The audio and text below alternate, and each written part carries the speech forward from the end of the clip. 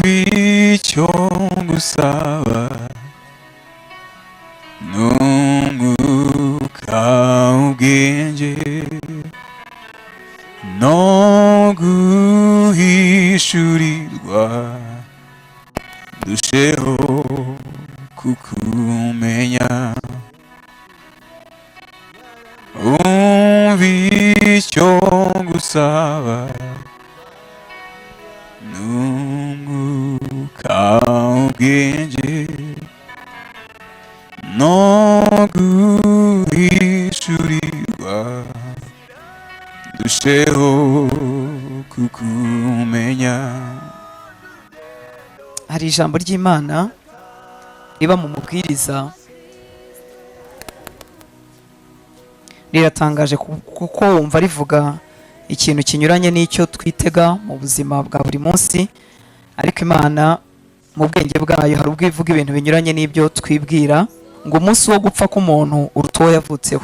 Urumva ibyo bintu bimeze nk'aho binyuranye n'ibyo twemera cyangwa n'ibyo tuzi, kuvuga ngo umunsi wo gupfa k'umuntu uruta uwo yavutseho.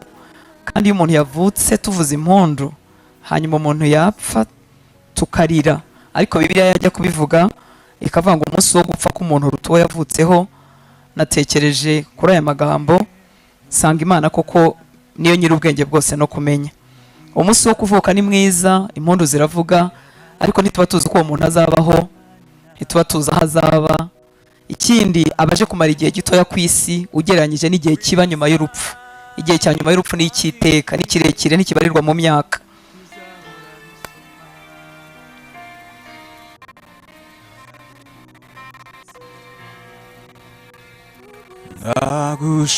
Ndagushaka mwami Yesu, ntabwo nakwishoboza, nifuza kumpora hafi ukajya umpa imbaraga, ntacyo ntinya noneho, nkore byose untegeka, njye ngukurikira hose, nkumvira nguha kwawe, nzirata umusaraba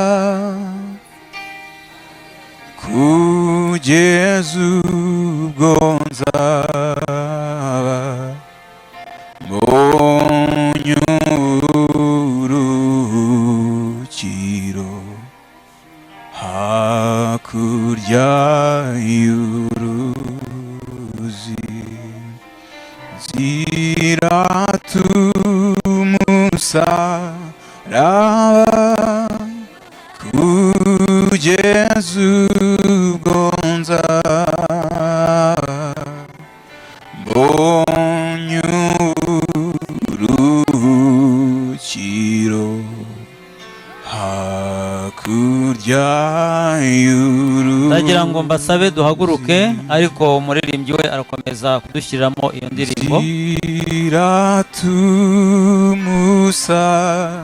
umusaraba kugeza ubwo nzaba mbonye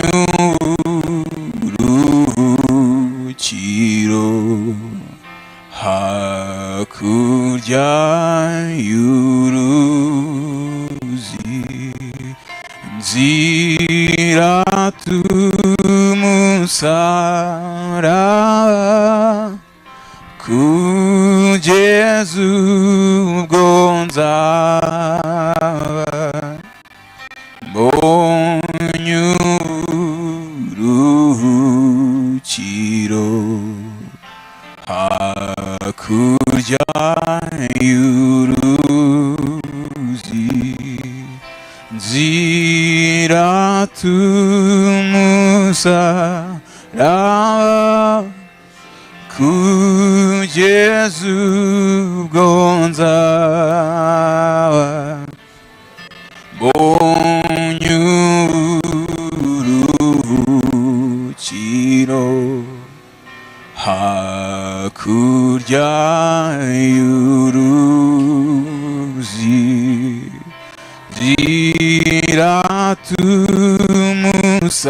ziratumusaraba kugeza ubwo nzaba mbonye uburuhukiro hakurya y'uruzi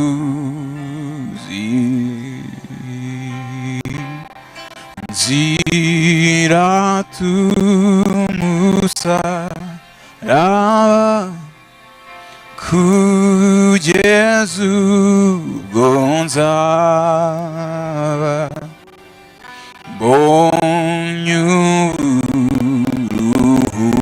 uburuhukiro hakurya y'uruzi.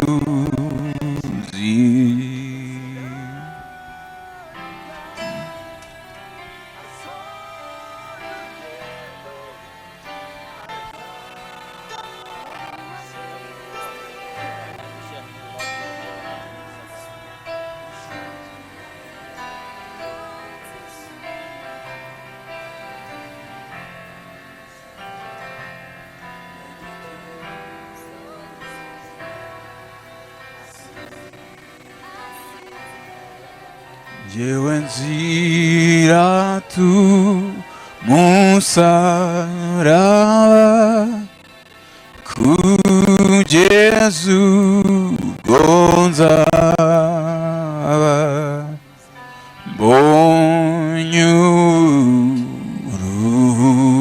uruhukiro hakurya y'uruzi.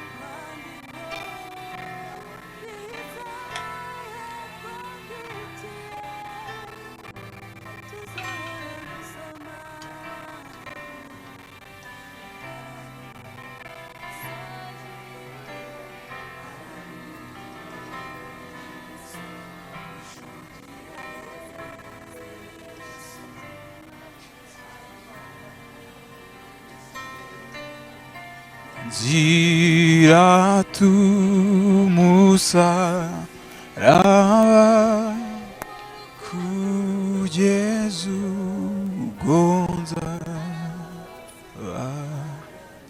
mbonye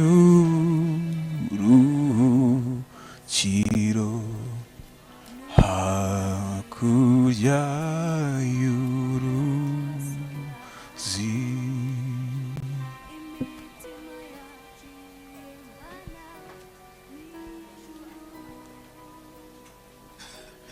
ndagira ngo ntumire Fabrice yigire hino adushyire imbere y'Imana.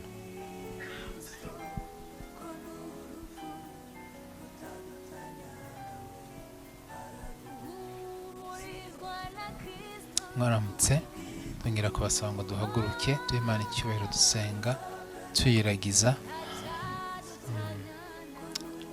Mana yacu nkuru tuguhaye icyubahiro dushyize hejuru izina ryawe, tugushimiye kuri Imana nziza, Imana idukunda. Tugushimiye ko waturemeye uyu munsi, umunsi udasanzwe, umunsi tuboneramo imirimo yawe, umunsi tuboneramo urukundo rwawe. Turagushimiye Mana, tuvuze kubaho kwawe hano hantu, tuvuze imbaraga zawe, tuvuze ihumure ryawe. Uyu ni umunsi udasanzwe kuri uyu muryango urimo gusezera umubyeyi wabo wahamagaye. Turasenze ngo imbaraga zawe zibane n'uyu muryango, turasenze ngo ihumure utanga ribe ryinshi mu mitima yabo, ugenderere buri umwe wese mwami. Tukweretse gahunda igiye kubera hano, ubane natwe, ushoboze buri umwe wese. Tukweretse na nyuma ya hano, tukuragije uyu munsi wose, dusengeye umunsi mwiza, dusengeye ikirere cyiza, kugira ngo mwami gahunda zose zigende neza, imitima yacu yishime, tuvuge ko twabonye ukuboko kwawe Mana. Ukomeze kubana natwe, ugirire neza buri muntu wese, tukuragije gahunda yose, tubone ukuboko kwawe kwiza Mana. Turagushimiye, tuguhaye icyubahiro mu izina rya Yesu, amen. Imana iguhe umugisha. Ndagira ngo ntumire coordinator Ntabyera kugira ngo aze tugezeho gahunda y'uyu munsi, twese tuzirikana ko amasaha y'uyu munsi ari bwubahirizwe kugira ngo tuze no kugera ku kiliziya kare, kuko murabona ko n'ikirere kitameze neza. Rero ibintu byose birakorwa mu mwanya wabyo kandi kuri gahunda. Karibu.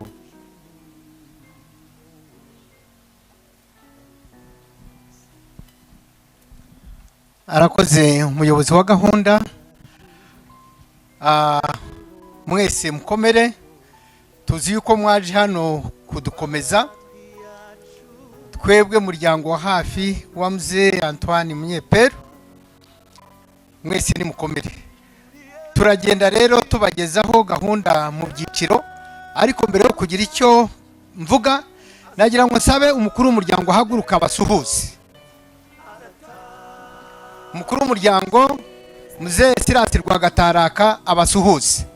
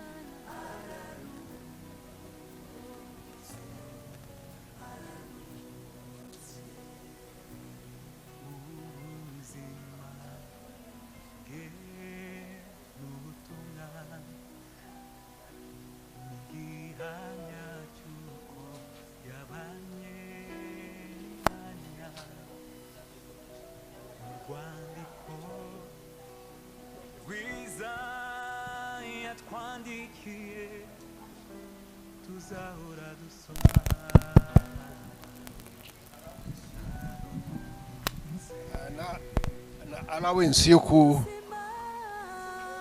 kuzirikana hanze uko hameze, najyamu mu nzira kugira ngo utazagufatirwamo n'amasaha. Murakoze cyane abashoboye kuzinduka. I know ntabwo byari byoroshye, ngira ngo abantu babyutse nka saa 11 saa 10 se. So komeze dufatanye muri aka kazi katugomba. Imana ibaho umugisha. Arakoze umukuru w'umuryango.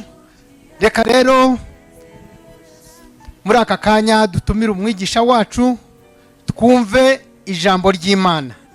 Nyuma yo kumva ijambo ry'Imana, gahunda iri bukurikireho ni ugusezera, hanyuma ubwo ngubwo turagenda uko gahunda igenda tubibamenyesha. Murakoze. Umukozi w'Imana ni karibu. Turasaba umutaka we, turasaba umutaka.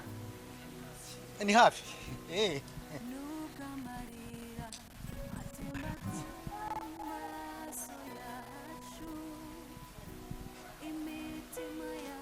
Yesu ashimwe, Kristo Yesu akuzwe. Mwaramutse neza. Imana ibaha umugisha abayitanze kugira ngo baze guhagararana n'umuryango. Imana ibahera umugisha kandi umuryango mwiza. Imana ibahumurize, Imana mwizeye ibahumurize.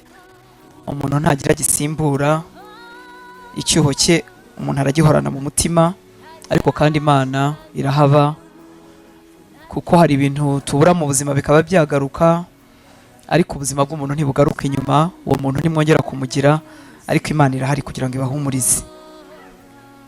Reka tuganire ku ijambo ry'Imana umwanya mutoya, hanyuma gahunda nk'uko bari bamaze kuzivuga tuzikomeze.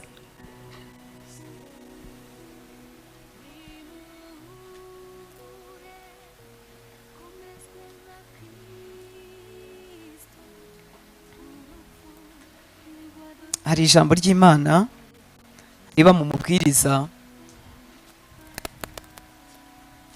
riratangaje kuko wumva rivuga ikintu kinyuranye n'icyo twitega mu buzima bwa buri munsi, ariko Imana mu bwenge bwayo hari ubwo ivuga ibintu binyuranye n'ibyo twibwira.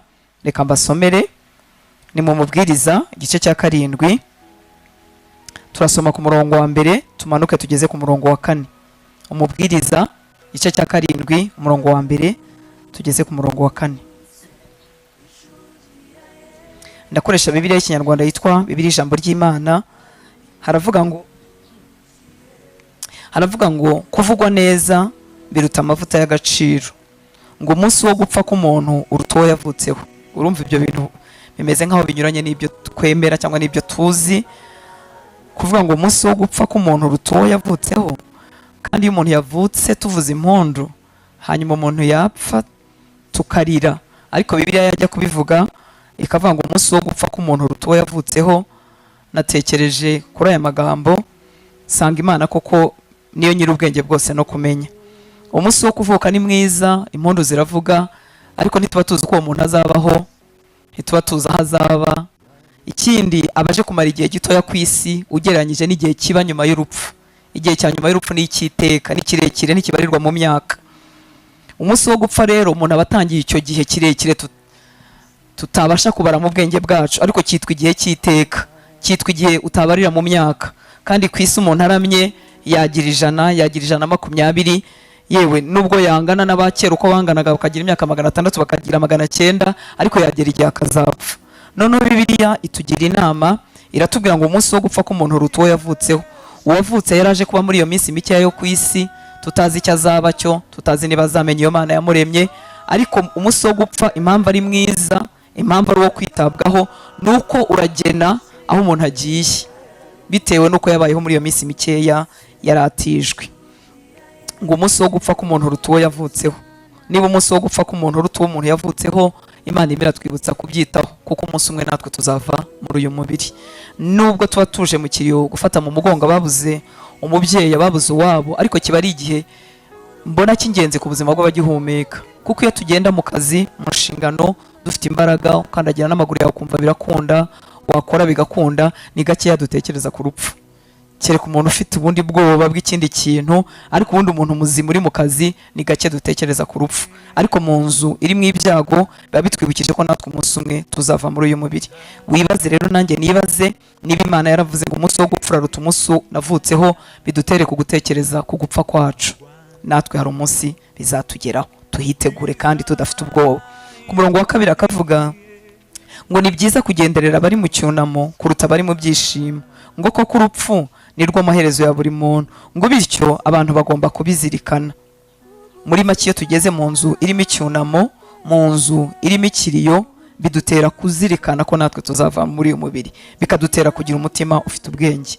Kuri 3 havuze ngo kwibera mu mubabaro biruta kunezerwa, ngo bituma umuntu ashishoza. Iki nacyo kinyuranye n'icyo dukunda, kinyuranye n'icyo dushaka. Muri make mu minsi yo kunezerwa nubwo tugubwa neza, ngo ariko hari ukuntu bitwambura ubushishozi, ngo ariko iminsi y'umubabaro ngo idutera gushishoza. Kandi koko akenshi dutangira kwibaza ku buzima iyo hari ikintu cyatunyeganyeje, ariko iyo turi amahoro tumeze neza, ntabwo akenshi bidutera gushishoza.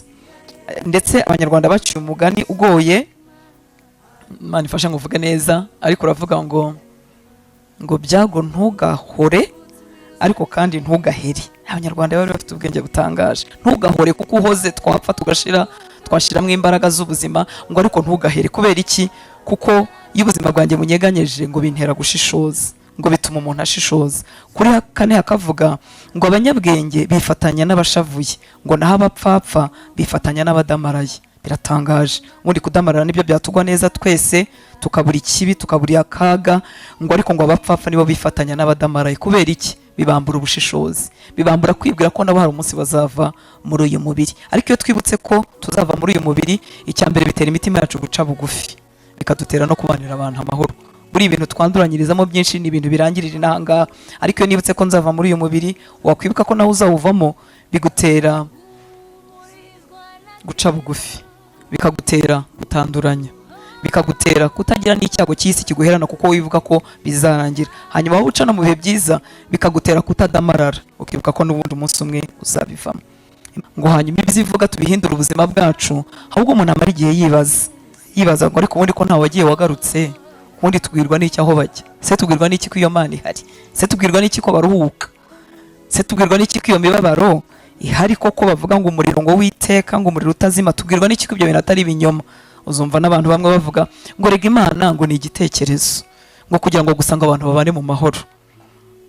Ariko Bibiliya yaduhaye inkuru nziza, ni nziza ariko iteye n'ubwoba, ariko yaduhaye inkuru y'umuntu noneho uri hakurya y'ubu buzima, atubwira ibyo yitaho dukwiriye natwe kwitaho uyu munsi, aho kumara umwanya twibaza ngo ese ko ntawe ugenda ngo agaruke, ahubwo twumve ibyo wagezeyo ahaye agaciro, bidutere gutekereza gutangira kubita agaciro uyu munsi. Iyo nkuru iba mu butumwa bwiza bwanditswe na Luka igice cya 16. Ntabwo nyisoma yose, ndasoma 20 gusa, ariko ubundi nyivuge nk'ukwiri mu gakeya. Muri ubwo butumwa bwiza bwanditswe na Luka igice cya 16 umurongo 26 kugeza ku 28 haravuga ngo kandi uretse n'ibyo dore hariho umworera munini bikabije hagati yacu namwe, ngo washyiriweho kugira ngo abashaka kuva hano kuzaho muri batabibasha, kandi n'abava aho batagera hano.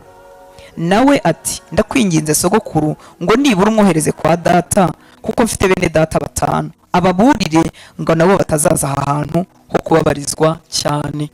Abajya basoma Bibiliya inkuru murayizi, niyo umugabo wari wapfuye n'abagabo 2 bari bapfuye, umwe apfuye ngo araruhuka ajya aho twita muri paradizo cyangwa mu gituza cya Abrahamu ngo araruhuka, undi nawe apfuye ngo ajyanwa mu mubabaro ukabije.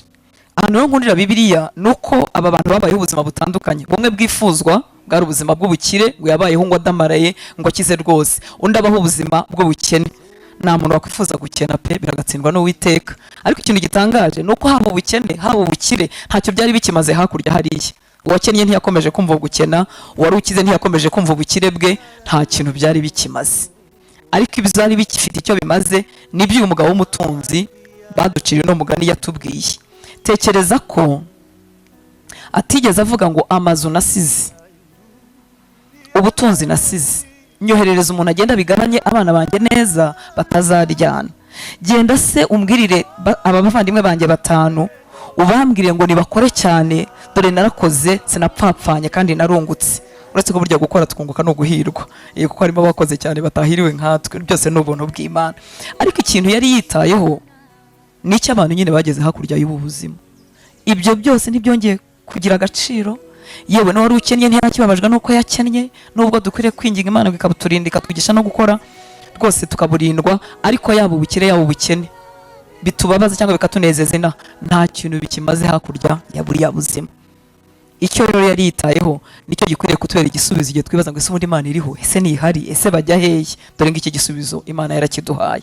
Yarafite rero ikibazo kimwe, avuga ati aho nagezeyo ntibinagishobotse ko mvayo nkuko ubavuganaga yamubwiye. Yambwiye ati ntibishoboka, aho uri naho turi hari umworera munini, aho turi hari umunezero, nta muntu uvayo ngo aze muri uwo mubabaro, naho ngaho uri muri uwo mubabaro nta muntu uvayo ngo aze muri uyu munezero. Muri make icyemezo cyo kuba hanejeje cyangwa hababaje bagifata bakiri bazima bagihumeka. Uyu munsi nubwo dukomeza abavandimwe, ariko papa ntitwabasha kumuvugisha, ntiyanatwumva, ntiyanadusubiza, ariko twebwe abakiriho turacyafite amahirwe yo guhitamo aho twaba. Niyo mpamvu kuba mu nzu y'ikiriyo, mu nzu y'icyunamo ari byiza kuruta kuba mu nzu y'umunezero, kuko bidutera gutekereza no gushishoza. Hanyuma uyu mugabo agira icyifuzo cy'uko bajya kubwira abavandimwe be kugira ngo batazaza muri uyu mubabaro yari yagiyemo, ndetse yabanje gusaba ngo bamworoherezemo icyo kivaho, arangije asanga ntibyashoboka, asaba ko bajya kubwira abavandimwe be. Hanyuma atanga n'icyifuzo gikomeye, aravuga ati ohereza uwo Lazaro wapfuye, nagerayo bakabona uwazutse bari bwemere. Hanyuma wavuganaga nawe arababwira ngo nibatumva Mose n'abahanuzi. Muri make iri jambo rishobora gukerenswa, ijambo ry'Imana rishobora gusuzugurwa, ngo nibataryumva nubwo umuntu yazuka ntago bamwumva. Kandi nibyo, umuntu azutse twakizwa n'amaguru, ubutumwa yaba afite ubwo ari bwo bwose ntitwabwumva. Imana duha ibintu bizoroheje kugira ngo tubyumve tubyakire. Imana ibaha umugisha. Reka dusenge, dusabire umuryango ihumure no gukomezwa hanyuma natwe twisengere, kuko ijambo ry'Imana ryatubwiye ngo umunsi wo gupfa ngo uraruta umunsi wo kuvuka. Ibintu bihabanye, kuvuka haba impundu, haba umunezero, haba ibihembo by'ababyeyi, ariko gupfa ni umubabaro. Kandi uyu munsi hapfa abakuze, hagapfa abato, hagapfiye izo twiteguye, tukagera n'igihe dusabira umuntu ko yaruhuka kuko ababariye mu mubiri, hakaba izidutungura, haba iz'ubwoko bwose. Kandi wowe nanjye turi kandida. Ubu navuga ejo nkazaba ntakivuga, wavuga ejo ukazaba utakivuga. Reka twitegura umunsi wo kuva muri uyu mubiri. Ikindi cyatumye tuvuga ko ufite agaciro nuko uzatwinjiza mu bihe by'iteka, ibihe bitarangira. Niba abanyabwenge bitegura mu bihe bazamara hano ku isi, tugategura amasaziro yacu nk'abantu bafite ubwenge, ukajya uvuga aka ni akazandamira ntagikora, ibi nibyo nzasigira abana banjye, tukabigerageza pe ubwenge bwose.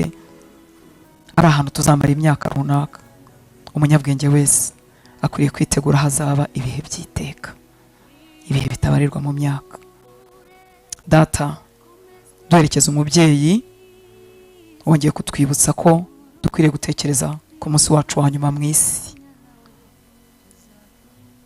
Turasenze twese ngo uduhe kubizirikana, uduhe kubyitaho, uduhe gutunga uyu mutima ufite ubwenge, utekereza ko iminsi yacu ibaze. Hari igihe dupfapfana, cyane cyane iyo twahawe ibyiza, tukumva rwose tumeze nk'abantu bazaguma inaha ngaha, cyangwa twaba dusiganirwa ibyo tugomba kugeraho, tunemerewe, tunafite no mu nshingano tunagomba, tukabaho nk'abantu batazava mu mubiri. Turasenze ngo uduhe umutima ufite ubwenge, utwibutse ko vuba cyangwa kera tuzava muri uyu mubiri. Maze Mwami, tukwizere tukiri bazima, twemere inzira imwe rukumbi waduhaye, kuko warabivuze, waravuze ngo ni wowe nzira n'ukuri n'ubugingo. Unarenzaho uratubwira ngo ntawe ujya kwa data ntamujyanye. Kandi twese turashaka kuzaza kwa data, turashaka kuzaruhuka by'ukuri, ariko uratwibwirira ko nta yindi nzira, izindi zose zitari wowe ngo ziba ari ikinyoma. Turasenze ngo umucyo wawe umurikire imitima yacu, udukize ikintu cyose cyatubuza kubyemera tukiri bazima, uduhe umutima uciye bugufi kugira ngo twakire ibyo uvuga, maze nuhamagara amazina yacu tuzitabe kandi tuze muri icyo kiruhuko.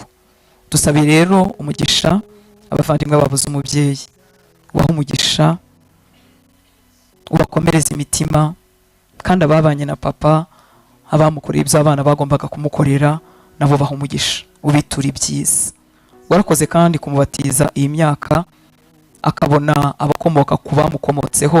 Ibyo niwo mugisha w'umubyeyi, nicyo ababyeyi twifuza. Nabyo warakoze kubibaha mu gihe kingana nk'iki. Ngaho uzahasigare, uzibe icyuho cyose, uhagararane nabo. Kandi abahagurukiye guhagarara nabo mu minsi ikomeye, nabo baha umugisha, ubagirire neza, nabo ntibakigunge. Uyu munsi wose ukomeze ubanemo n'umuryango, byose bibero kuguhesha icyubahiro. Mu izina rya Yesu dusenze, amen. Imana iguhe umugisha mama Pasteur. Umwanya ukurikiyeho ngiye gusaba umuryango wa bugufi ko wakwinjira mu nzu ugafata imyanya kugira ngo tubone uko dutumira n'abandi, kuko tugeze mu gihe cyo kugira ngo dusezere twerekeza kuri Eglise iri i Remera muri Christus. Ikindi nasaba nuko umuntu wese ufite uburyo bw'imodoka yafasha abaje batazifite kugira ngo hataza kugira ugenda wenyine kandi hari uwashaka kujya hariya akabura uburyo bwo kujyayo. Ndagira ngo rero hari na kwasiteri iri bufashe, ariko birashoboka ko wenda hagize usaguka yagira uza kugenda rwose asize umuntu. Ndagira ngo rero nsaba umuryango ko watambuka ukabufashe imyanya kugira ngo umuririmbyi azamura indirimbo.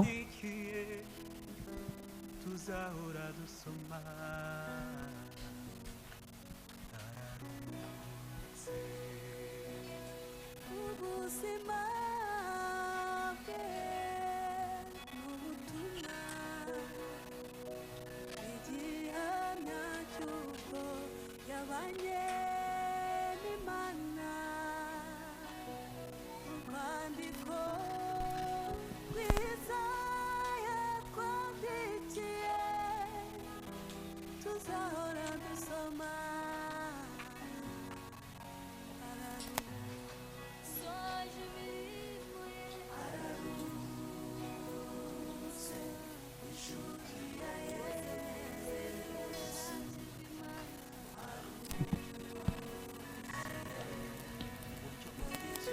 umva icyo ngusaba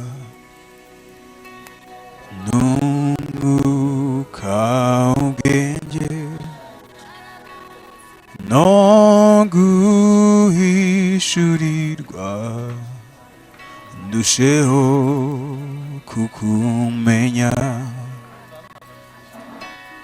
umva icyo ngusaba n'umwuka ubwenge no guhishurirwa ndusheho kukumenya mwami umva icyo ngusaba n'umwuka ubwenge no guhishurirwa ndusheho kukumenya ntitukire abacu ngo twiyore mu byo dukora bitadukwiriye twahamagariwe gukora umurimo uwadutumye hakiri kare ntitukire abacu ngo twiyore mu byo dukora bitadukwiriye twahamagariwe gukora umurimo uwadutumye hakiri kare umva icyo ngusaba n'umwuka ubwenge no guhishurirwa ndusheho kukumenya umva icyo ngusaba n'umwuka ubwenge no guhishurirwa ndusheho kukumenya twiyambure ibitari by'Imana twambara umwenda wera iby'Imana birangwa n'urukundo n'ineza n'imbabazi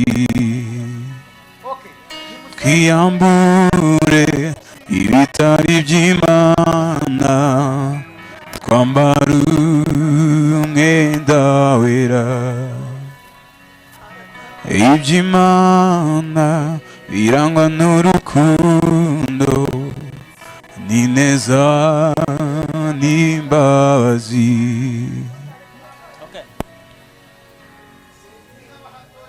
murakoze tugiye kwinjira gutya murinjirira kuri iyi kote muzenguruke noneho musohoka mujya mu modokari indirimbo y'umuririmbyi yo irakomeza hanyuma ndumva twatangira tutangirire hano umva icyo ngusaba Natangira mukaza. ubwenge no guhishurirwa ndusheho kukumenya umva icyo ngusaba n'umwuka ubwenge no guhishurirwa ndusheho kukumenya ntitukire abacu ngo twiyore mu byo dukora bitadukwiriye twahamagariwe gukora umurimo uwadutumye hakiri kare ntitukiri abacu ngo twiyore mu byo dukora bitadukwiriye twahamagariwe gukora umurimo uwadutumye hakiri kare umvi icyo ngusaba n'umwuka w'ubwenge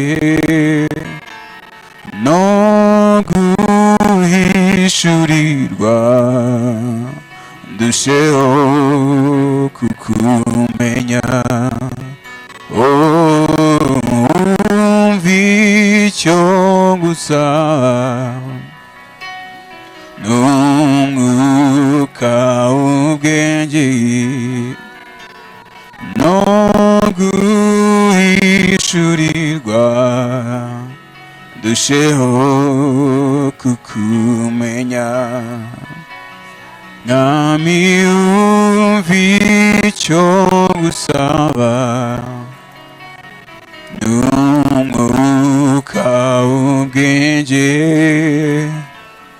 no guhishurirwa ndusheho kukumenya kuko ntitukiri abacu ngo twiyore mu byo dukora bitadukwiriye twahamagariwe gukora umurimo uwadutumye hakiri kare ntitukiri abacu ngo twiyore mu byo dukora bitadukwiriye twahamagariwe gukora umurimo uwadutumye hakiri kare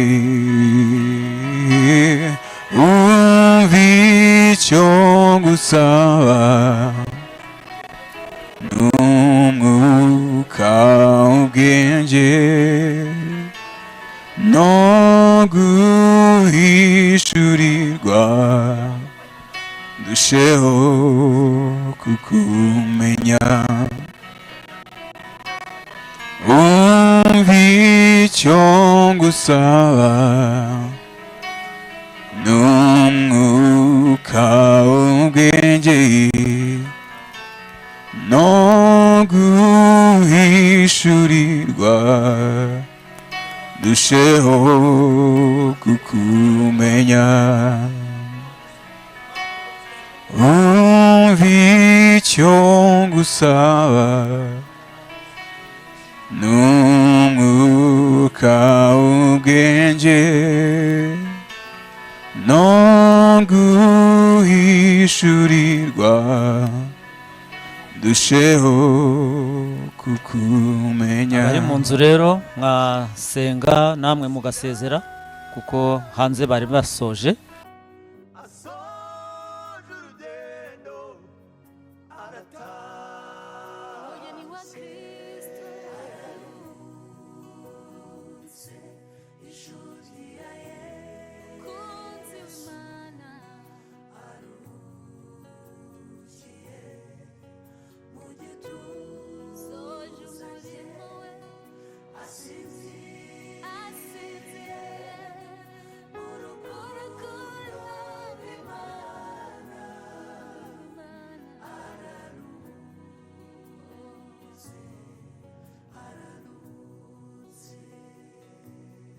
Noneho hagakurikiraho babasore bakatu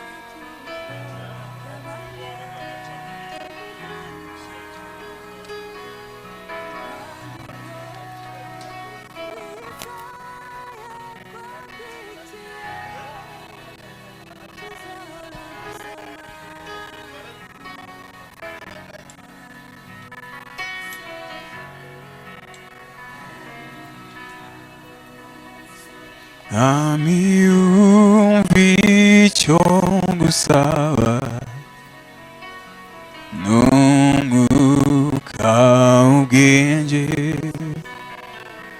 no guhishurirwa dusheho kukumenya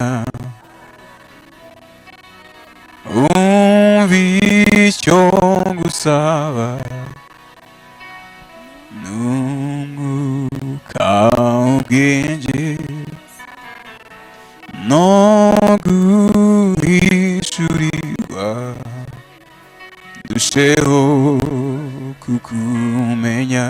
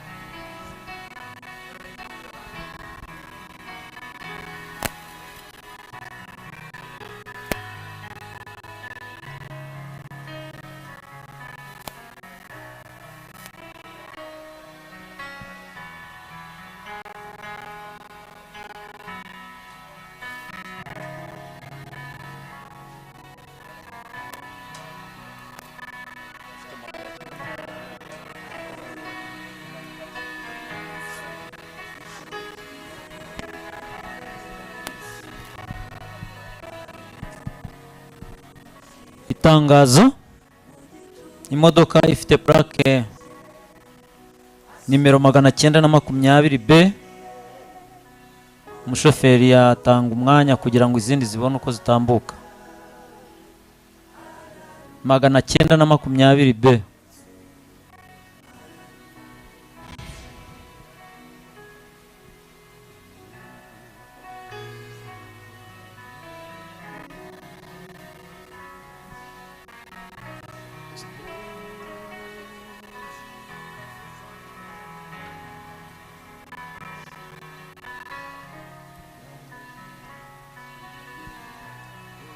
Turagira ngo dusabe abaterura indabo ko bazifata. Protokole yakwigira hino ikadufasha guterura indabo no kuzifata kugira ngo bahagarare neza, noneho umubyeyi asoke ariko ari hagati y'indabyo. Abashinzwe gufata indabo protokole baze bafata izi ndabo bahagarare mu myanya yabo.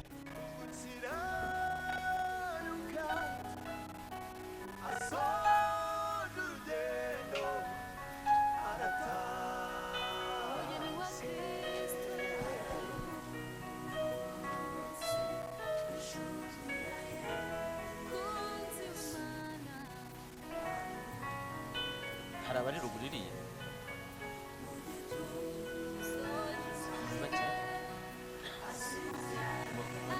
abambaye imikenyero muze muzifate ntacyo turareba n'abandi.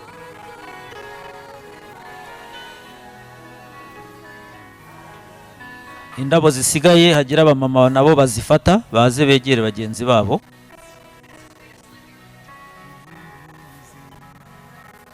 Abamama bandi bakenyeye badufasha gufata izo ndabo bakegera protokole.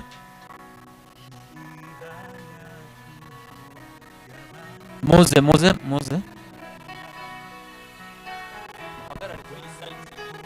bace hagati.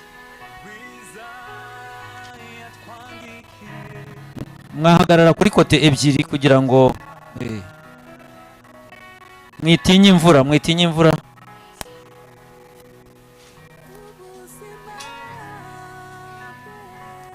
harimo icyuho hano, harimo icyuho.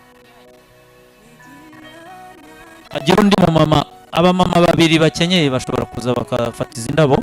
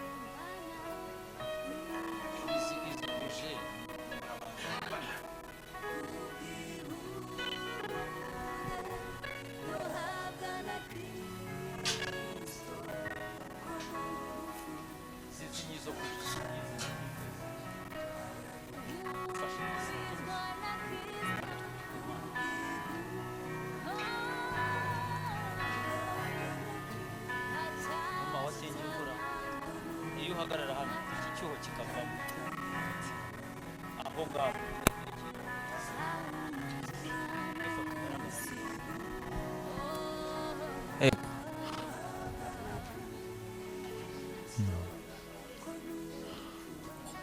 Noneho ufite ifoto n'umusaraba bakwigira hano imbere.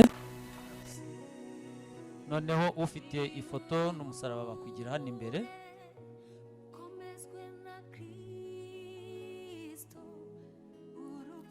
Murahagarara imbere gutya gato mu ntambwe nto kugira ngo mutabasiga.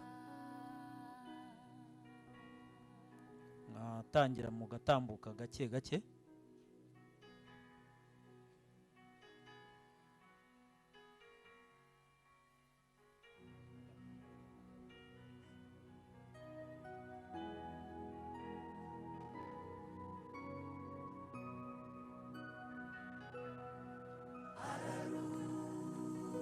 Abafite indabo mwabakurikira ku murongo.